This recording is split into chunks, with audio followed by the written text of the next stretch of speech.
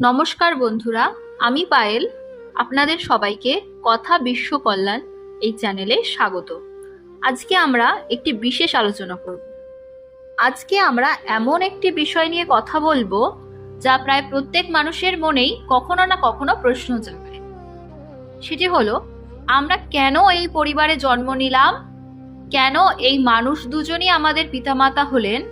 কেউ পায় অসীম স্নেহ, কেউ পায় অবহেলা, আর কেউ পায় ভালোবাসায় ভরা পরিবার, আবার কেউ জন্ম থেকে সংগ্রামের মধ্যে বেড়ে ওঠে। এটা কি শুধুই কাকতালীয়, নাকি এর পেছনে কোনো রহস্য আছে, কোনো গভীর আধ্যাত্মিক রহস্য? আসুন আমরা সেটাই জেনে নিই। হিন্দু পুরাণ, গীতা এবং বিভিন্ন শাস্ত্র বলছে মানুষের জন্ম কেবল একটি দৈব ঘটনাই নয়। প্রত্যেক সম্পর্কের পেছনে আছে কর্মফল, ঋণ এবং আত্মার এক গভীর যোগসূত্র। আজকের এই ভিডিওতে আমরা জানবো যে পুরাণ অনুযায়ী যাদের আমরা পিতামাতা হিসেবে পাই, তাদের সাথে আমাদের পূর্বজন্মের কি সম্পর্ক ছিল, কেন কিছু সম্পর্ক এত গভীর হয়, আবার কিছু সম্পর্ক অনেক কষ্টের কারণ হয়ে দাঁড়ায়, আর এই জন্মে আমাদের করণীয়ই বাকি। ভিডিওটি শেষ পর্যন্ত দেখুন, কারণ শেষের কথাগুলো হয়তো আপনার জীবন সম্পর্কে দৃষ্টিভঙ্গি বদলে দিতে পারে। জন্ম কি শুধুই কাকতালীয়? হিন্দু দর্শনে বলা হয় আত্মা অমর। দেহের মৃত্যু হয়, কিন্তু আত্মার মৃত্যু হয় না। এক জন্ম থেকে আরেক জন্মে আত্মা নিজের কর্মফল নিয়েই এগিয়ে চলে। এই কারণেই পুরাণে বলা হয়েছে আমরা যেখানে জন্ম নিই, যাদের পরিবারে জন্ম নিই, সেটা কোনো আকস্মিক ঘটনা নয়। প্রত্যেক আত্মা এমন একটি পরিবারে জন্ম নেয় যেখানে তার পূর্বজন্মের কর্মফল পূরণ হওয়ার সুযোগ থাকে। অর্থাৎ আপনার পিতা মাতা, ভাই বোন, সন্তান, স্বামী স্ত্রী, এরা কেউই হঠাৎ আপনার জীবনে আসেনি।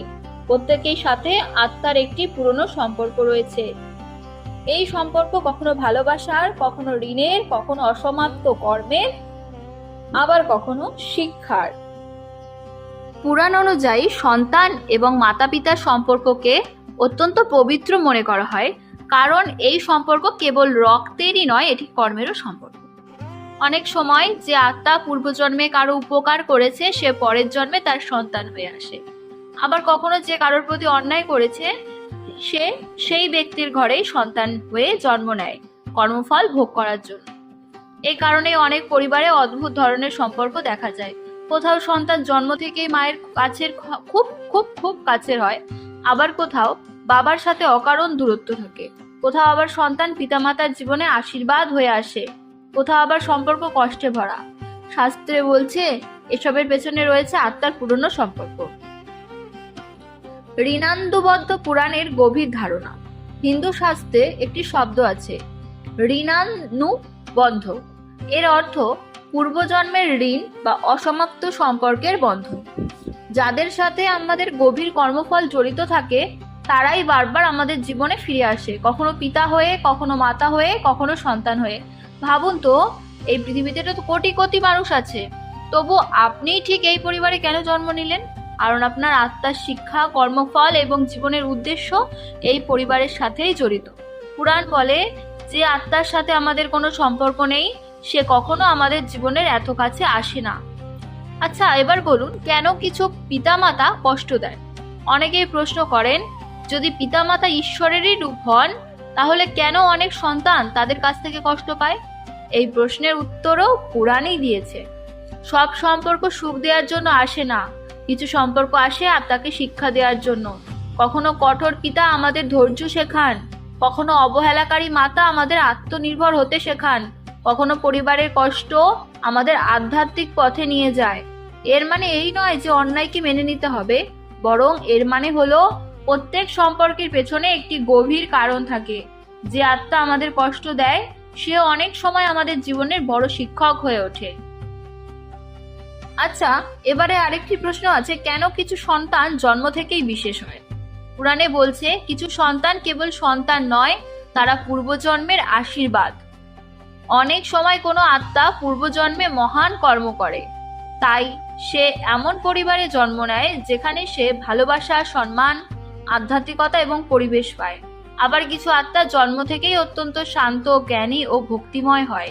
শাস্ত্র বলে এরা পূর্বজন্মের সাধনা সঙ্গে নিয়ে আসে।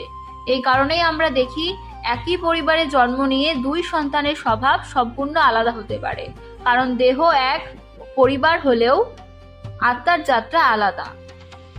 পিতামাতার সেবা এত কেন গুরুত্বপূর্ণ? হিন্দু ধর্মে পিতামাতার সেবাকে ঈশ্বরের সেবার সমান বলা হয়েছে, কারণ তারা কেবল এই জন্মের অভিভাবক নয়, তারা আমাদের কর্মফলের পথপ্রদর্শক। পুরাণে বলা হয়েছে, যে সন্তান পিতামাতাকে সম্মান করে তার জীবনে শুভ শক্তি বৃদ্ধি পায়, কারণ কৃতজ্ঞতা আত্মাকে পবিত্র করে। তবে এর মানে এই নয় যে অন্যায়, অপমান বা অত্যাচার সহ্য করাই ধর্ম। ধর্ম মানে অন্ধভাবে সব মেনে নেওয়া নয়। ধর্ম মানে সত্য, সম্মান এবং সঠিক পথ অনুসরণ করা। যদি কোনো সম্পর্ক বিষাক্ত হয় তাহলে দূরত্ব রেখেও সম্মান বজায় রাখা সম্ভব। আত্মা কেন পরিবার বেছে নেয়? আধ্যাত্মিক দর্শনে বলা হয়, জন্মের আগে আত্মা নিজের কর্মফল অনুযায়ী এমন একটি পরিবার বেছে নেয় যেখানে সে নিজের শিক্ষা সম্পূর্ণ করতে পারবে। কেউ জন্ম নেয় ধনীদের ঘরে, যাতে অহংকারের পরীক্ষা হয়। কেউ জন্ম নেয় দরিদ্র পরিবারে, যাতে সংগ্রামের শিক্ষা হয়। কেউ জন্ম নেয় ভালোবাসায় ভরা পরিবারে, আবার কেউ জন্ম নেয় এমন পরিবারে যেখানে তাকে নিজের শক্তি খুঁজে নিতে হয়। প্রত্যেক জন্ম আত্মার একটি বিদ্যালয়, আর পিতামাতা হলেন সেই বিদ্যালয়ের প্রথম শিক্ষক।